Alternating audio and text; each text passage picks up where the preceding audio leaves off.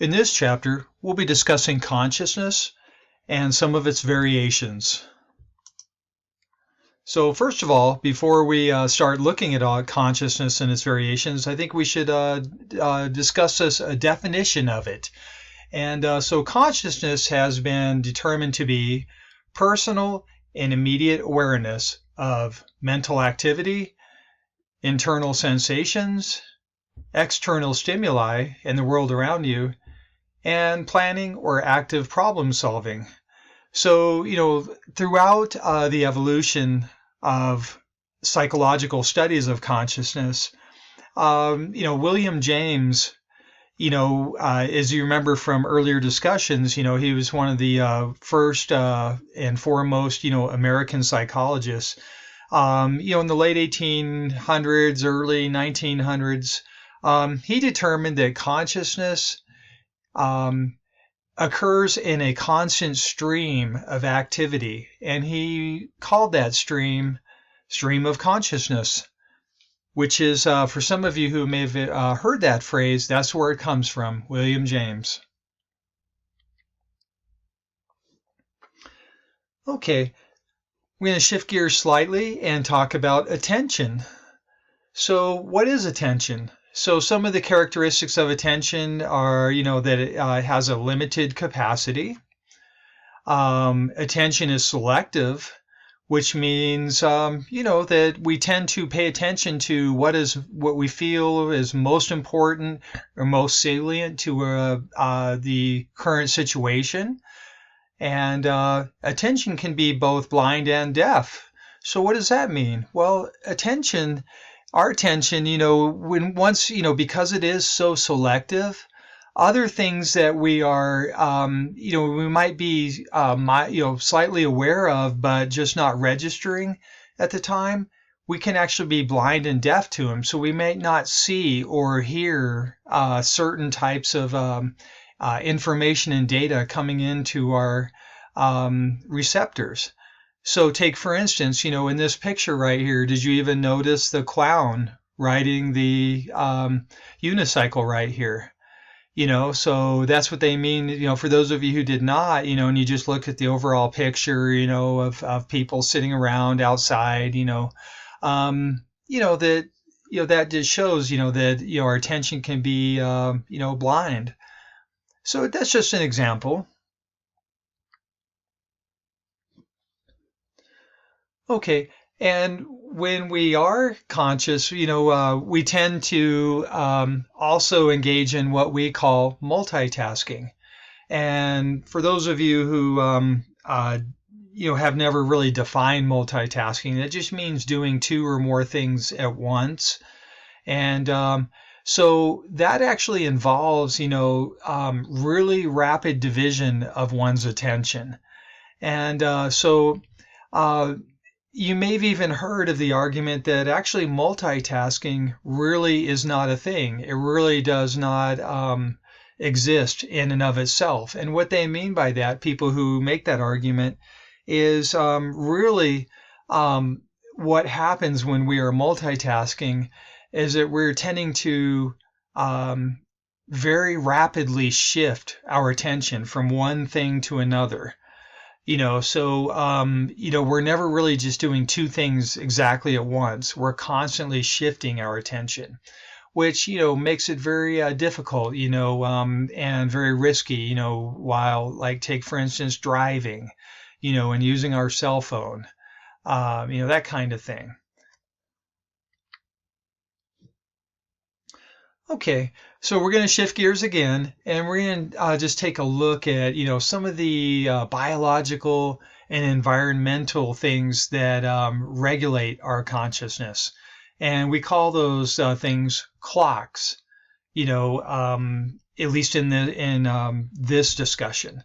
So basically, a couple of important points here, each day our consciousness, it constantly ebbs and flows in a natural rhythm, which means, sometimes, we are really alert and fully, we feel like we're fully conscious and aware, whereas other times, we feel a little less conscious, we're just not, is aware of things, and we might even feel a little sleepy or something. And that's due to our natural rhythmical cycles. And as this, note right here indicates, there can be up to, or more than 100 processes, that peak and dip, all throughout the day. So just, be aware of that. And last but not least, as I mentioned, these clocks, that regulate our consciousness, that we ebb and flow throughout the day. Those are actually called circadian rhythms.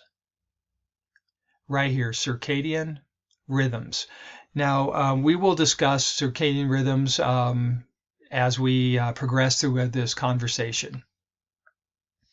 So here's just some examples of human circadian rhythms, like what one might experience throughout the day. I'm not going to read all these, but feel free to, pause the video, take a look at these, gain a little bit more insight into these. Okay, so first of all, how do circadian rhythms even occur in our, let's just say our mind?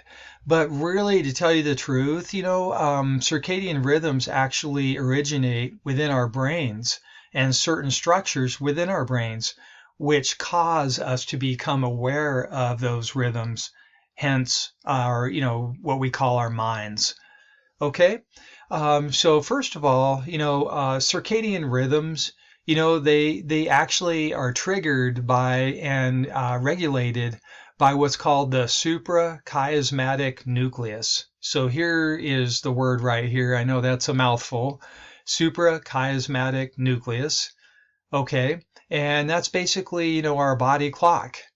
And so what that happens is, according to the amount of light that enters our eyes right into here, and then our suprachiasmatic nucleus, takes in that incoming data, how much light, how much darkness, and then triggers the pineal gland to develop what's called melatonin. And melatonin is what causes us to feel sleepy, get prepared for sleep, our sleep cycle. So what happens is, like take for instance in the morning when we see that it's starting to get light outside, when we start to feel ourselves waking up, what happens is our suprachiasmatic nucleus triggers our pineal gland to start producing less melatonin. So what happens is we start to wake up. And so that, in a nutshell, that's how our circadian rhythms function. Okay, so feel free to, pause the video once again and take a look at these here. And we are going to move on. So, as in the previous slide we discussed, well, our suprachiasmatic nucleus, it tends to respond to incoming light, that our eyes perceive, right? Our eyes receive the information, and then our brain actually perceives, it actually processes the incoming data. But what about, individuals who are blind, and they actually do not sense incoming light in their eyes? So what happens is they experience what's called desynchronized circadian rhythms. So, they can, don't know whether it's day or night, and they can, their circadian rhythm cycles can be out of sync with, most people, who are able to sense incoming light. So that's just something to be aware of. Now, don't worry so much, about all of this information here, about the scientific information. What's really important to know from this left hand side right here of this slide, is that the brain does remain active during sleep. We don't become unconscious. We just, our consciousness changes during sleep. And that's what the point of all this is. Okay. Now on the right hand side of this here, there are two basic types of sleep. What we call REM sleep, which really stands for rapid eye movement. That is associated, that's the kind of sleep that's associated, what we experience while we are dreaming. And that is our deep sleep. But non-rapid eye movement, what we call NREM sleep, that can actually be, that's more of a quiet type sleep, and that can be divided into 4 stages, which we will look at those stages as we progress here. So just be aware of those 2 basic types of sleep. Okay, and another thing to be aware of, what's important about this, and what I'd like for you to know, is the 2 types of brainwave patterns when a person is awake. And so first of all, beta brainwaves. That is when we are the type of brainwaves that we experience when we are fully alert, fully awake. Okay, so that is beta brain waves. On the other hand, alpha brain waves, that's when we are more just relaxed, but we're still awake, but we're starting to get near drowsiness. So what can occur during when we have alpha brain waves is different, let's just say, types of things that occur while we are still conscious. And so right here, we actually discuss some of these on the right-hand side here. We have what's called hypnagogic hallucinations. Okay. Sometimes, when we're about to fall asleep, some of you will notice that you will have a sensation of falling, and then your body will jerk. And that will kind of briefly wake you up again, and you say, wow, what happened? Well, that's just a very common reaction to what occurs as our brainwaves are starting to change, getting ready for sleep. Another thing we might experience during non-rapid eye movement type patterns is, we'll start rewinding the daily activities and things that we are preoccupied with throughout our day. So those of you, who are about to fall asleep, you'll notice that when you are about to fall asleep, that sometimes you will start replaying things or start thinking about important things of the day, or things that are on your mind. Well, that's very common, so do not worry about that. It's a very common part of that type of brainwave activity. And other things, other things that one might experience are like feelings of floating, flying, seeing patterns, kaleidoscopic patterns, or et cetera, et cetera. Just some examples. Okay, so let's not belabor this point. Let's move on just a little bit. So I just want to show you exactly, briefly what happens during the sleep patterns here. Okay, during as the brain changes. So we've got our beta brain waves when we are fully awake and alert, but then we start moving downward. We start moving into alpha brain waves. And then we go downward a little bit more into stage 1. Remember, there are 4 stages of non-rapid eye movement sleep, NREM sleep. Stage 1, you see right here, when we start to experience a mixture of brain waves. And then we get into stage 2. We go in a little bit deeper. Okay. We get into what's called theta brain waves and beginnings of delta waves. We get into stage 3. We go a little bit deeper. Okay. And then we get into theta, and delta brain waves again. And then we get into stage 4.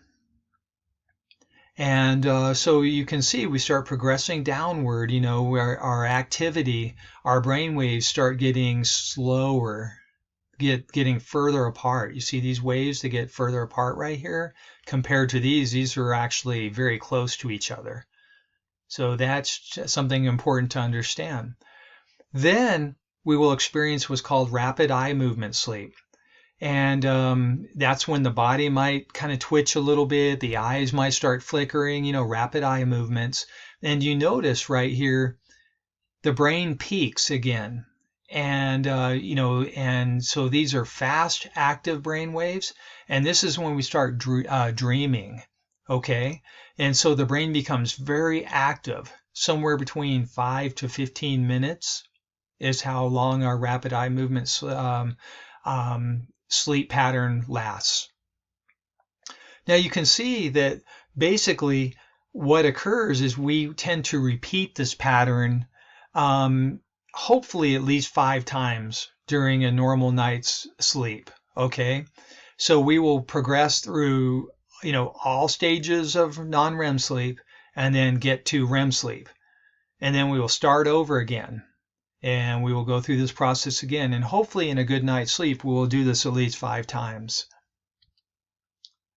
And these are just our 90-minute cycles of sleep, as I discussed in the previous slide. You can see 1, 2, 3, 4, 5. Hopefully, when we get our best night's sleep here.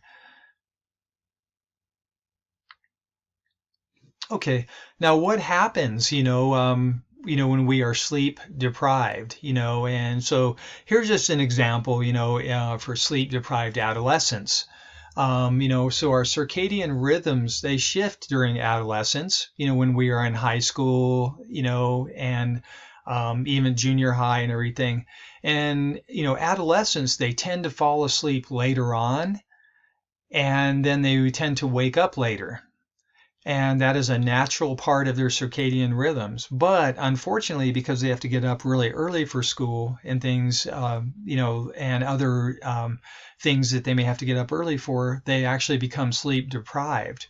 And sleep deprivation, that can result in, poor school performance, increased risk of accidents, injuries, and even maybe experience depression. Okay, so let's shift gears here and let's just, think about why do we sleep? And so here is right here on the left-hand side, here are the most important reasons why we sleep. And something that's really important to, if you'll remember from a previous chapter when we were discussing neuroscience, but during sleep, actually, what happens is our brain actually clears out metabolic waste products.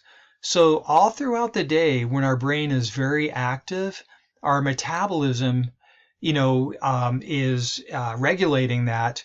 And as it's just like an engine or something that is releasing exhaust, or waste products, well, our brain does that too. And if we get good sleep, we will, actually the glial cells, if you remember those from our neuroscience chapter, those actually clear out the metabolic waste products while we are asleep.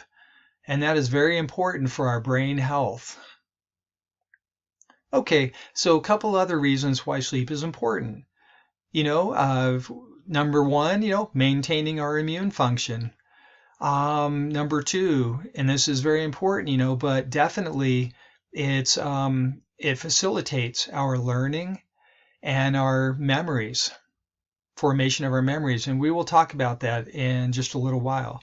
And last but not least, it regulates our mood. Those of you who experience sleep deprivation, you may notice that you feel a little more moody on after nights where you didn't sleep very well. You just feel a little more, either sad or edgy, snapping at, people, that kind of thing. So just be aware of, why that may have occurred and how that occurs. Okay, moving on. So we talked about sleep and memory, and so I just want to take a look at a little more in depth into that. So first of all, non-REM sleep. During non-REM sleep, that's when we start to actually form our new memories. Things, and some of those memories are called episodic memories. And those are memories of things that have actually happened throughout the day. And so our brain starts to actually codify and store those in certain parts of our brain. And that way we can start to make sense. We put things, into categories, and we start to make sense of what occurred throughout our day, hopefully. Well, it's during non-REM sleep that occurs. Now, REM sleep and stage 2 of non-REM sleep, that's when we consolidate procedural memories. And procedural memories, means the types of memories while we learned a new skill or task, until those can be performed automatically. So that can be anything from work type skills, sports related type skills. It can be like if you are learning to play the piano or something and you're learning a new piece of music. Well, during stage 2 non-REM sleep and your REM sleep, that's when you're starting to consolidate your memories of your practice time. And so hopefully the next day you'll wake up and you will think like you will see the results of your practice efforts. Okay, and we're going to move on here. So for a little more insight into the effects of sleep deprivation, so what happens after one night of sleep deprivation? Well, one might experience what's called microsleeps. That means when one falls asleep very briefly for maybe a few seconds all throughout the day. And especially when one is sitting, definitely when one is sitting and being inactive, one might briefly fall asleep and then suddenly jolt back to being awake. Well, that's called micro sleeps. And one might experience, as I mentioned earlier, disruptions in mood, mental abilities, reaction time, etc. After several nights of sleep deprivation, right here, that can actually cause us to, once we do sleep, we actually start to make up for that lack of sleep by as much as 50% more REM sleep in our sleep cycles. Okay. And that's just something to, be aware of there. We won't elaborate too much into that. And then, sleep restriction, here's just a bunch of things that happen right here, so please pause the video, read through these, gain a little more insight, and we will move on. Now, we did mention earlier, that we looked at the fact that when we are sleep deprived, we tend to be a little more emotional. Well, what neuroscientists have discovered is because there's more stimuli. The amygdala, you remember from our neuroscientific studies that the amygdala is a structure of the brain, the structure of the brain right here that's associated with basically emotional type responses to stimuli. So right here's what's the average brain after a good night's sleep, and you can see right here that the amygdala right here is slightly stimulated.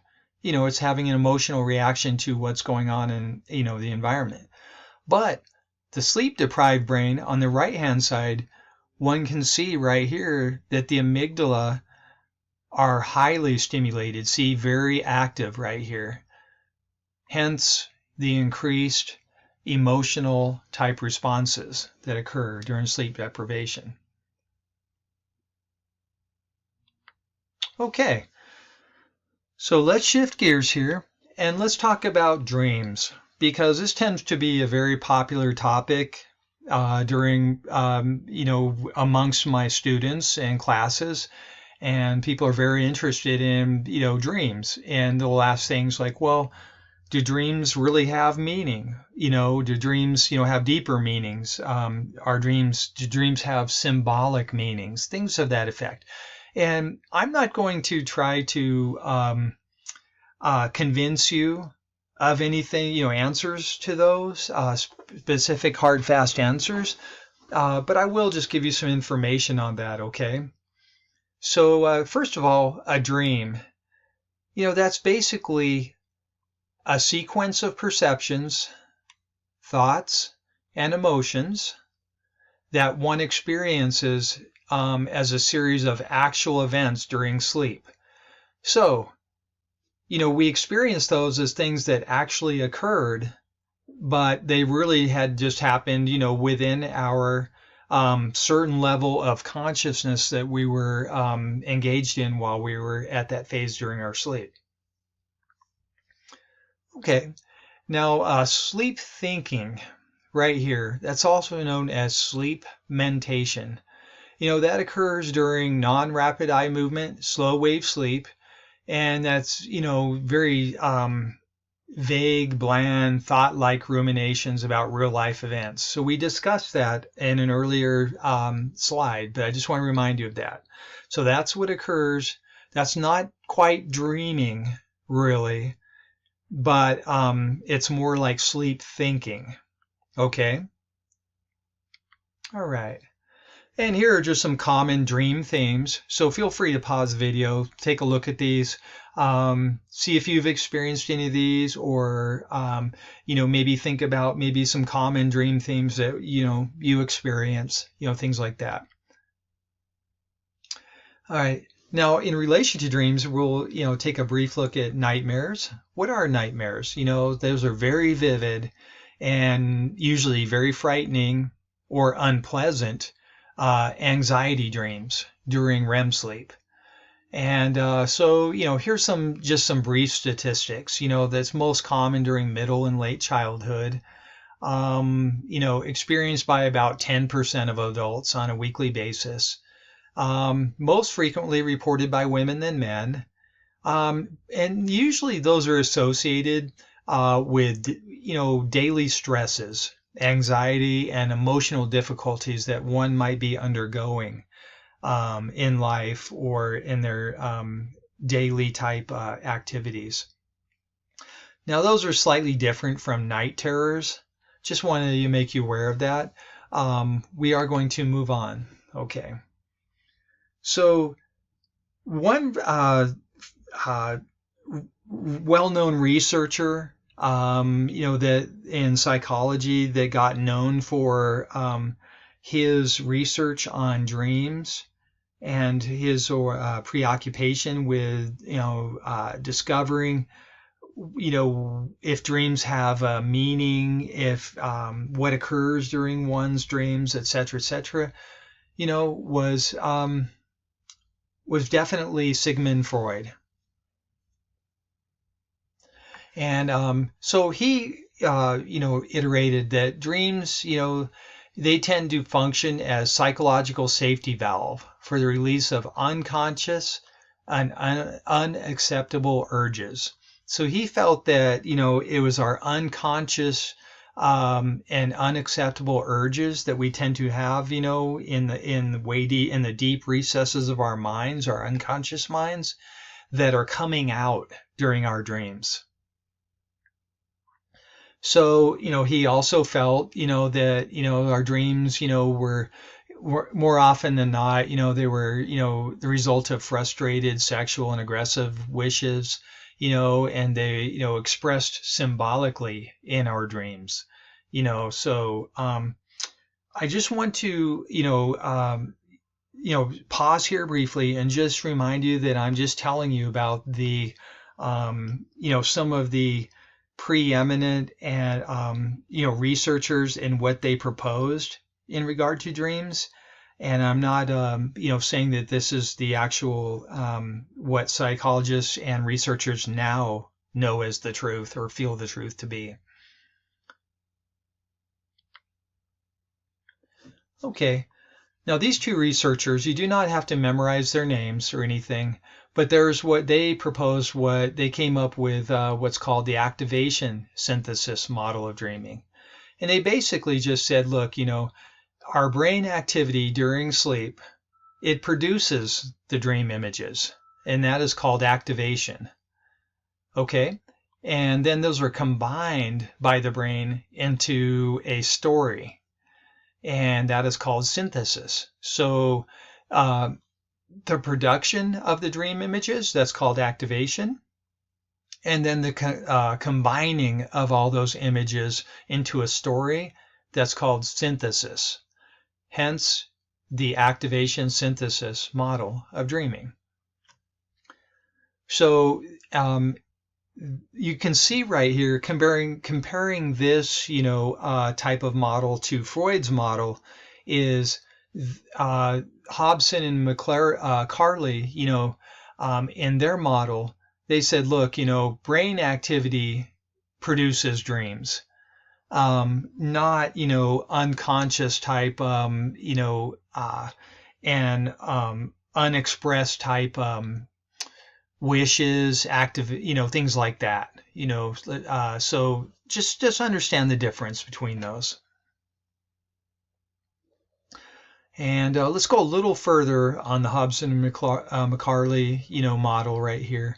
They also were able to determine that dreaming is due to the automatic activation of brainstem circuits at the base of the brain. So that's what's important right there. There's the neurophysiological explanation right there of why dreams occur and what causes dreams to occur and how they occur. And that is the activation of brainstem circuits at the base of our brain. Okay, moving on here. So some basic theories of dreaming, discussing, the neurocognitive theory of dreaming. So dreaming is basically, what neurocognitive type psychologists, how they think of dreaming. They say dreaming is, basically thinking under conditions of reduced sensory input in the absence of voluntary control. So basically, we dream, dreaming is like thinking while we have reduced sensory input. So we, experience while we, are asleep, what is known as called sleep paralysis. So our bodies are kind of paralyzed, generally speaking. And so we have a reduced sensory input. And then our brains become very active during REM sleep. And so they'll start creating a synthesis of imagery, in which it becomes dreaming.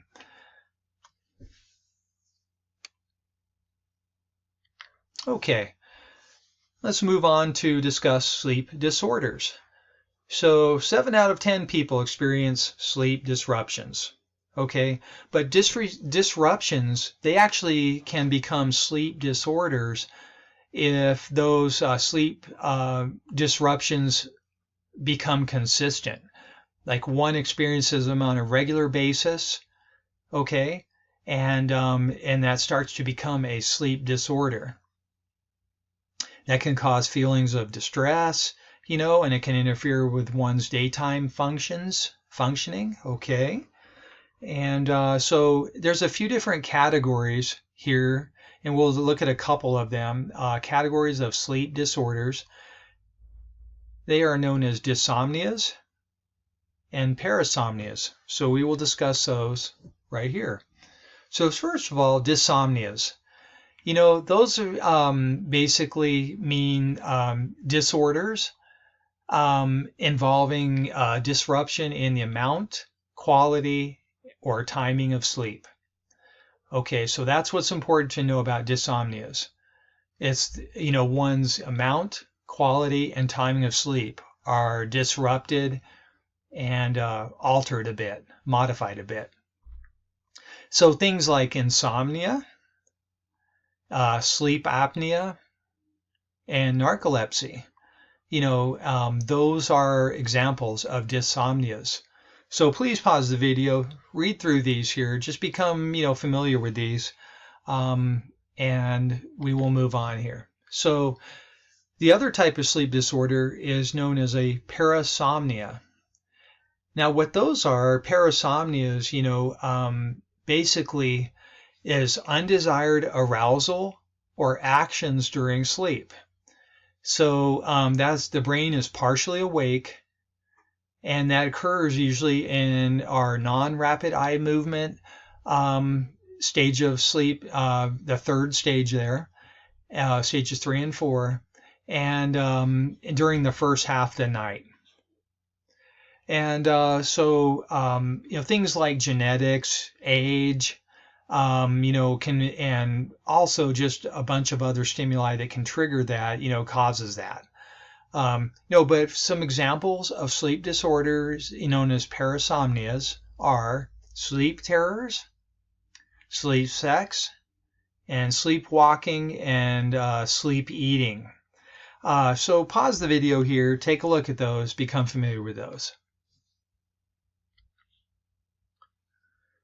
Okay, so we'll move from discussion of sleep to the discussion of hypnosis. This is always a very interesting topic and to discuss as well.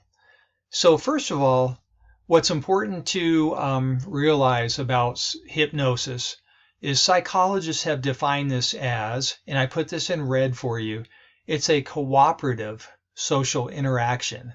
That's very important to understand, because the person that is being hypnotized, they are cooperating with what's going on, which is the social interaction between the hypnotist and the person being hypnotized. Okay.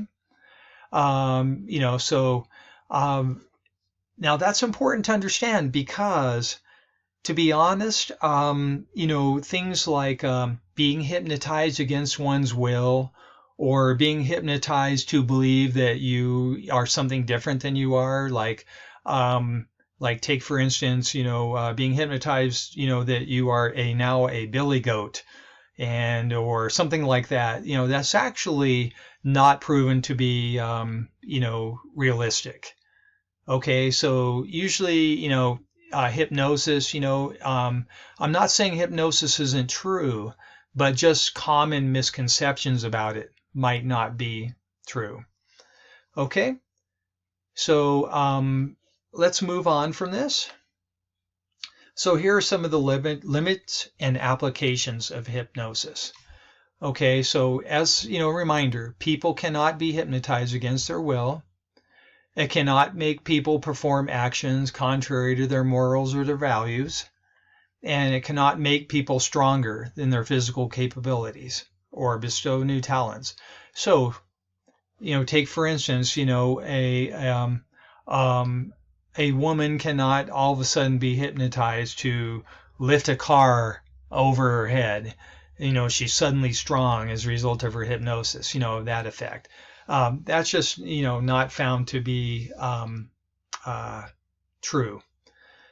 But on the other hand, there are benefits to hypnosis. And, so take for instance, hypnosis can be very common, like in sports psychology, helping others or aiding people to overcome addiction, like cigarettes or alcohol or something to that effect.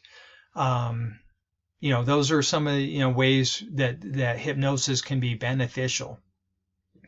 So hypnosis can enhance physical skill or athletic ability by increasing self-confidence and concentration.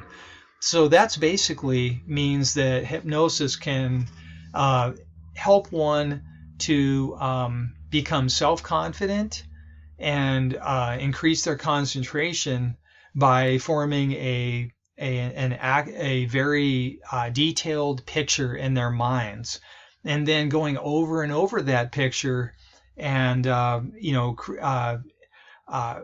will actually result in increased myelination of those neural pathways, which will result in increased performance.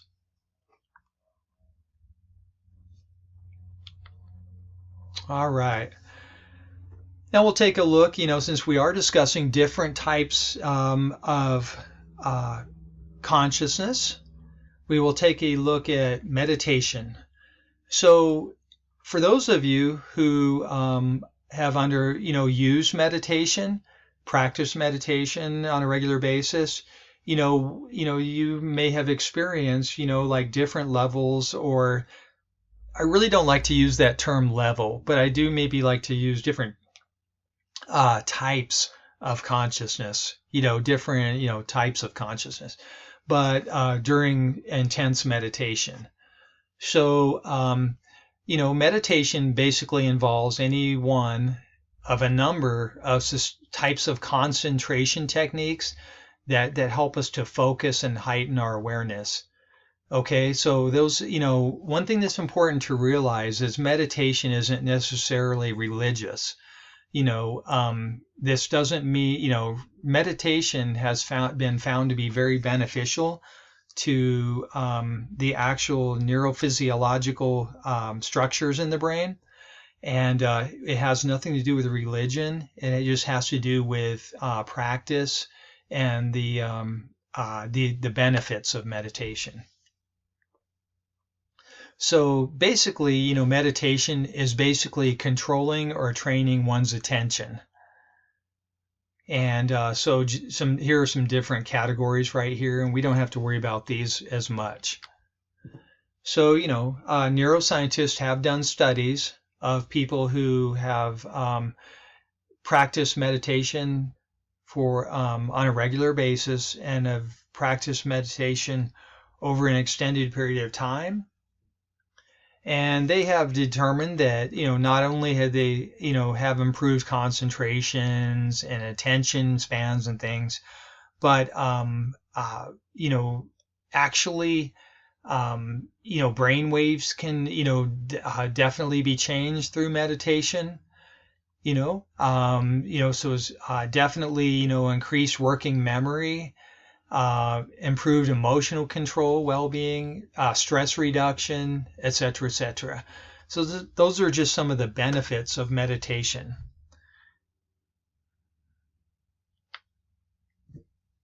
Okay. Extending our discussion here about different types of consciousness. So psychoactive drugs can alter one's type of consciousness that one is experiencing. So there are a few broad categories of psychoactive drugs. There are depressants, and those that depress or inhibit brain activity. There are opiates, and they are chemically similar to morphine and relieve pain and produce euphoria. There are stimulants, so those stimulate or excite brain activity. And then there are psychedelics, which are drugs that distort sensory perceptions.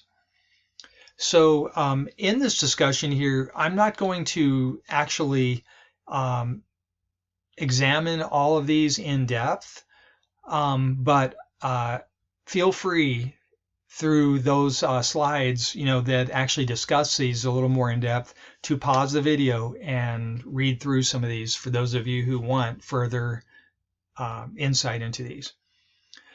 Now, one thing that's important to know, though, is the addicted brain.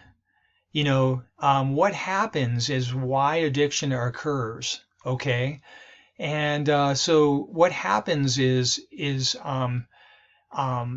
all the different types of sensory type apparatus in the brain, that receive dopamine levels. Okay, those can actually become kind of worn out. And as a result of becoming worn out, the brain's reward circuitry, the dopamine receptors, those actually start requiring higher doses of types of drugs, and in order to feel quote unquote normal, which is why one will start feeling or experiencing addiction. So here is all the different types of slides here that look at all the different types of drugs. And I highly recommend, you definitely pause on each of these and just become familiar with these. So they have depressants, we have alcohol and inhalants, we've got barbiturates and tranquilizers, we have opioids, more information about opioids. We have stimulants. And just so you know, actually, that the most widely used type of stimulant drug that's actually used in the world is actually caffeine. So for those of you who consume a lot of coffee, definitely feel like you need it to get through your day, well, that kind of explains it a little bit. Okay, so we can just, take a look here, a little more in depth into stimulants, caffeine and nicotine, a little more. Now, what's important to understand, though, that drugs also, especially, like methamphetamines, those can actually erode parts of the brain. So right here, all these areas in red, that's where the brain has actually eroded. And which actually just basically just eats away at parts of the brain. And that's why one, will notice that those who are addicted to, like, say, methamphetamines or something, their personality might change, that their actual functioning of their brains change. Well, this might explain some of that. Okay, so we'll take a look here. Here's take a look here at, like cocaine, psychedelic drugs, more psychedelic drugs, designer drugs. And last but not least, we discussed earlier, about sleep deprivation, and sleep, problems with, having consistent sleep. So we're going to end on just a quick discussion, about maybe some types of strategies, to help us to, at least get a good night's sleep. And so a couple of things to think about. Number one, is definitely monitor stimulant intake. Maybe cut down on caffeine, on the second half of the day and allow the body to start adapting and the brain to start adapting. And let the suprachiasmatic nucleus, start to function normally as the day, as it starts becoming darker in the evening, and start moving towards sleep. Okay, maybe establish a quiet bedtime routine, instead of being on screen, on a computer or texting, things like that. Watching a lot of TV right before bed. Create the conditions for restful sleep. So definitely, maybe, that's something for you to think about, what helps you to feel most restful. And then maybe last but not least, maybe try to establish, to the best of one's ability, consistent sleep-wake schedule. I know that's hard to do, in real life, but it's just something to think about. So that ends our discussion about consciousness and its variations. As a reminder, the next step is to get out one study guide that accompanies this chapter. Answer the questions to the best of your ability based upon what you learned from this discussion, from this presentation. And then for questions that you cannot answer, definitely use your textbook, refer to your textbook. And that concludes our discussion. So good luck, and I'll see you on the next presentation.